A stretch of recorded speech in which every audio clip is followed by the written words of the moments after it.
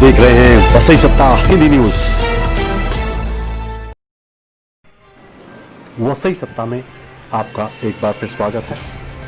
आज भगवान जगन्नाथ की रथ यात्रा निकाली गई। जैसी कि खबरें थी कि इस बार भगवान जगन्नाथ की रथ यात्रा नहीं निकाली जाएगी, मगर कई याचिकाएं दाखिल होने के बाद सुप्रीम कोर्ट ने सोमवार को सशक्त रथ यात्रा की अनुमति दे दी, जिससे भक्तों में आनंद की लहर तोड़ गई। भले ही भक्तों को वहां जाने का अवसर नहीं मिला, मगर वह टीवी पर ही भगवान को देखकर भाव विभोर हो गए।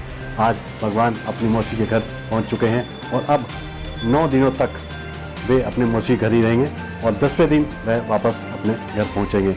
इस रथ यात्रा पावन पर्व पर यूँ तो लाखों भक्त पूरी पहुंचते हैं, मगर कोरोना के चलते भक्तों को ये अवसर नहीं मिला। मगर भक्त फिर भी खुश हैं क्योंकि यह रथ यात्रा हो रही है। यहाँ नालासोपारा में भी भगवान जगन्नाथ, बलदेव, सुभद्रा का मंदिर है। इस अवसर पर हमने इस मंदिर के मुख्य सेवक प्रभु मधुमंगल दास जी से बातचीत की। उन्होंने क्या कुछ कहा इस रथ यात्रा के बारे में, आइए देखते हैं। आज रथ यात्रा शुरू हुई है और पहले कोर्ट ने उस पर पाबंदी लगाई थी, फिर जज उसको परमिशन दी। तो कैसा लग रहा है, आप कैसा फील कर रहे हैं यहाँ पे? हरे कृष्णा जी, जय जगन्नाथ स्वामी की जय। जगन्नाथ रथ यात्रा महामहोत्सव की, जैसे कि आप जानते हैं, पहले सुप्रीम कोर्ट ने रथ यात्रा के लिए जो परमिशन था वो नहीं दे रहे थे। कोरोना के कारण वो परमिशन में बाधा आ रही थी, लेकिन जब रिव्यू पिटीशन हुई और उससे रिक्वेस्ट किया गया कि हम लोग बिल्कुल सोशल डिस्टेंसिंग का पालन करेंगे और भीड़ ज़्यादा इकट्ठी नहीं करेंगे, सिर्फ जो हमारे पंडे लोग हैं, पुजारी लोग हैं और व्यवस्थापक लोग हैं और जो पुलिस और सरकार के लोग हैं, उनके सानिध्य में संघ में रथ यात्रा पूरी करेंगे, क्योंकि हमारी ये हज़ारों हजार साल की परंपरा है और जो हमारे लाखों करोड़ों भक्त देश और दुनिया में है, उनके आनंद का बड़ा कारण है, आस्था का बड़ा विषय है।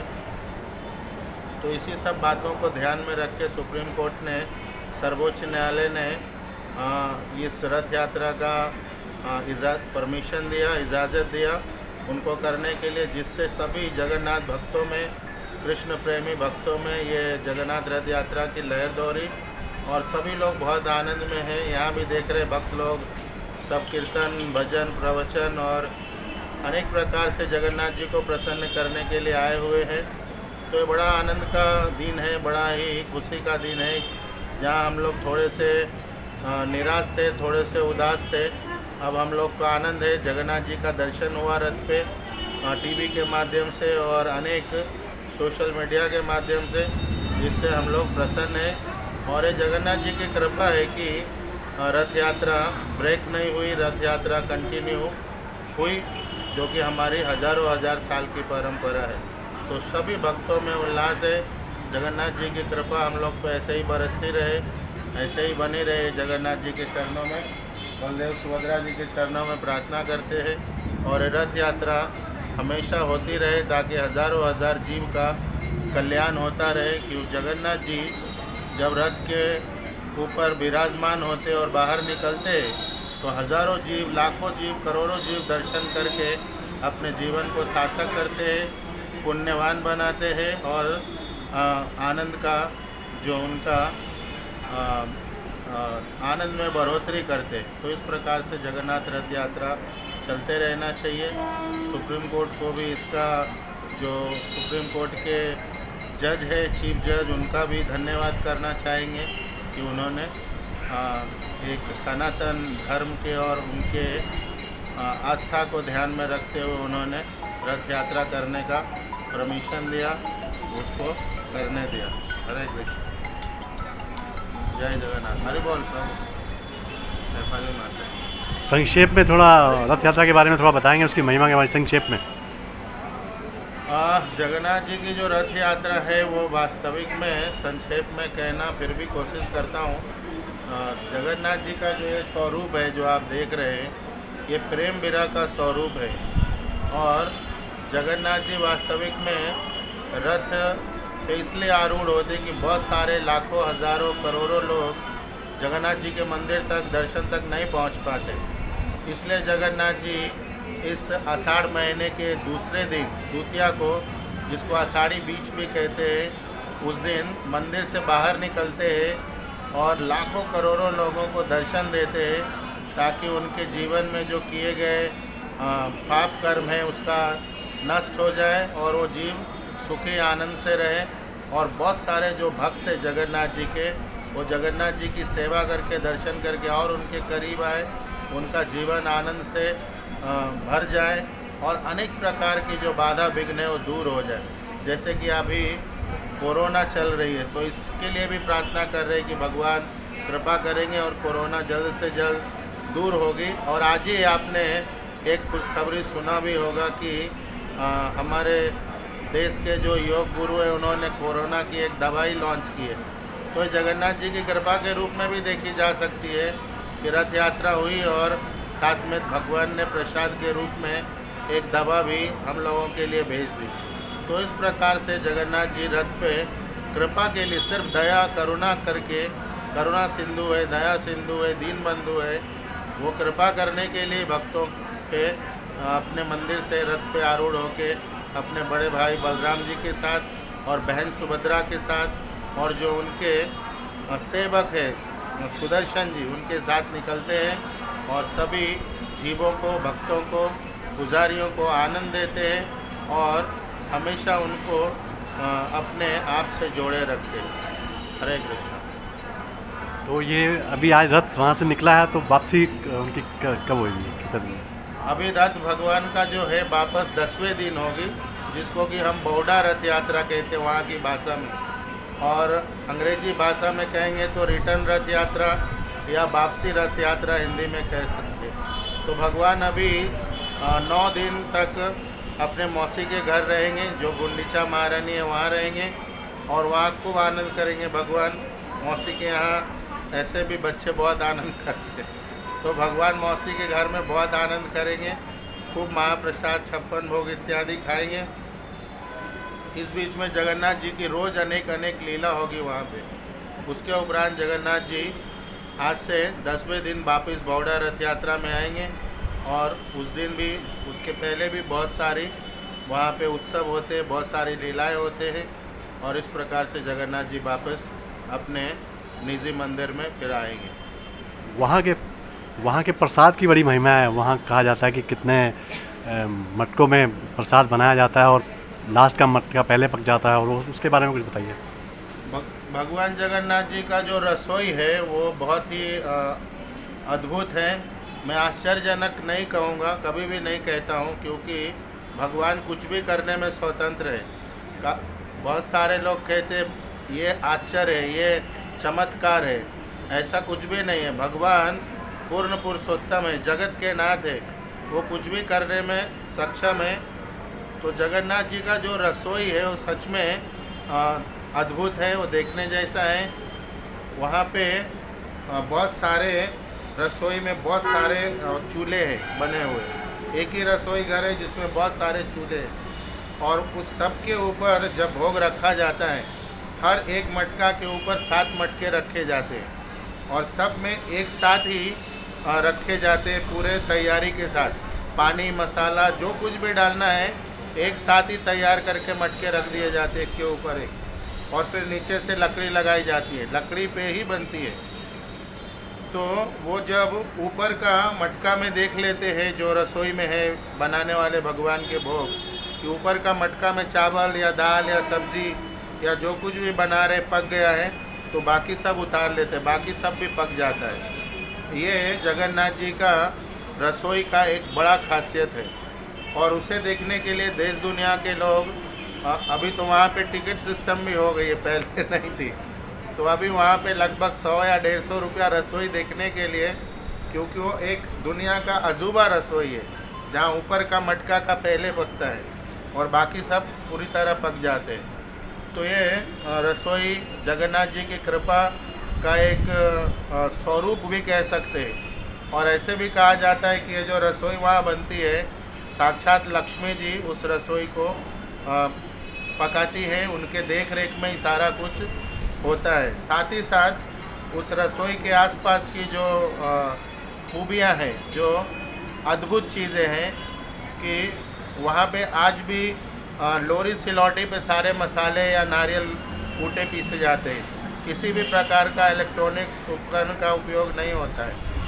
और उस पूरे क्षेत्र में खारा पानी है, लेकिन रसोई के पास एक कुआं है जो मीठे जल का पानी है, और वहाँ पे मोटर पंप से नहीं आज भी पानी निकालते, रस्सियों से, बाल्टियों से आज भी सिस्टम है। तो उसी कुएं के जल से, मीठे जल से भगवान का रसोई पकता है। तो एक अद्भुत रसोई है भगवान का, और भोग भी अद्भुत होता है भगवान जगन्नाथ के। भगवान जगन्नाथ रोज़ 56 भोग खाते हैं और अनेक प्रकार के उसमें भोग होते हैं, और सुबह से रात तक अनेक अनेक भोग खाते रहते हैं। वो एक बार, दो बार, तीन बार नहीं, कभी कभी दिन में 25 बार भी भोग लगते हैं। और एक दो मटके नहीं लगते, मटके ही मटके लगे रहते हैं, एक एक साथ 10-10, 15 मटके।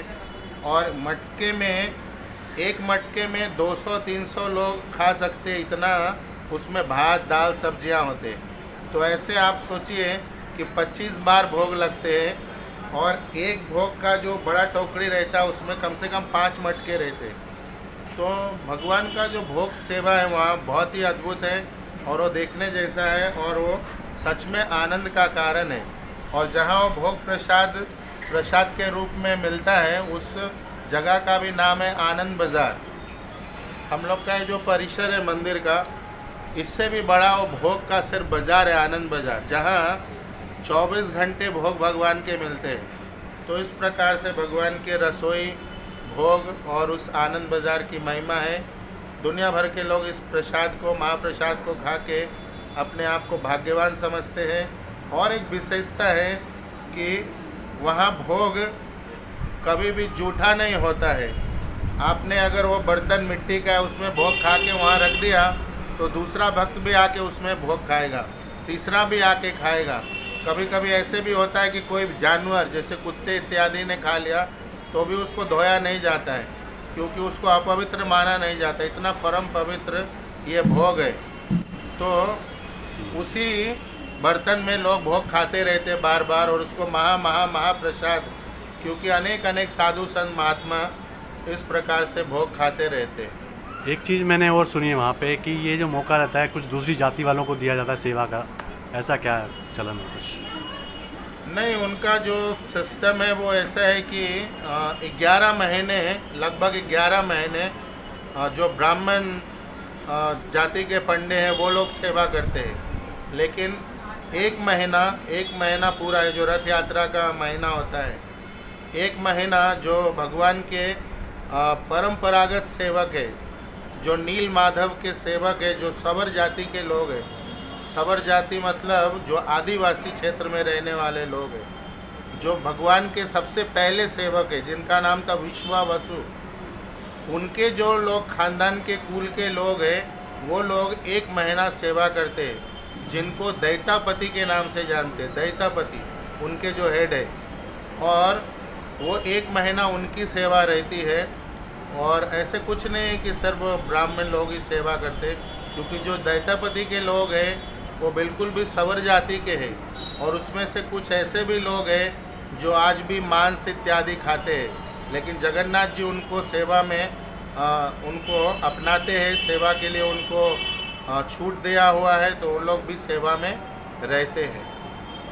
वहाँ एक झंडे की बड़ी महिमा है कि बोलते हैं विपरीत दिशा में झंडा लहराता है, वो क्या मतलब है? नहीं, जगन्नाथपुरी में जगन्नाथ जी के अनेक अनेक महिमा है, जिसको हम चमत्कार नहीं कह सकते।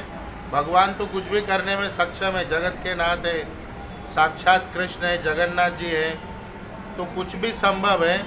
तो एक सिर्फ झंडे की बात नहीं, ऐसे 10 अद्भुत वहाँ पे दृश्य है, 10 अद्भुत महिमा है, जो आज तक लोग जिसको समझ नहीं पाए। जैसे हमेशा आप कह रहे झंडा विपरीत, हवा के विपरीत दिशा में उड़ते रहता है, तो इसी प्रकार से मंदिर का छाया किधर भी नहीं होता है। मंदिर का छाया कितना भी धूप होने दो, मंदिर का छाया कभी नहीं होता है। इसी प्रकार से मंदिर का जो गुंबद है, वहाँ से कोई पंछी क्रॉस नहीं करता है। मंदिर के ऊपर जो सुदर्शन लगे हुए हैं, वो सुदर्शन आप जहाँ से भी देखेंगे आपको सीधा दिखेंगे। जिस भी एंगल से आप देखेंगे, जिस भी कोण से देखेंगे वो सीधा देखेंगे। तो इस प्रकार से अनेक अनेक जो भगवान की वहाँ पे लीलाएं हैं, और ये सब कोई आश्चर्य नहीं कि भगवान कुछ भी करने में सक्षम है, परम स्वतंत्र है, पूर्ण पुरुषोत्तम है। इसलिए हम इसको कभी भी चमत्कार नहीं कहते, ये तो भगवान का एक सहज स्वभाव है।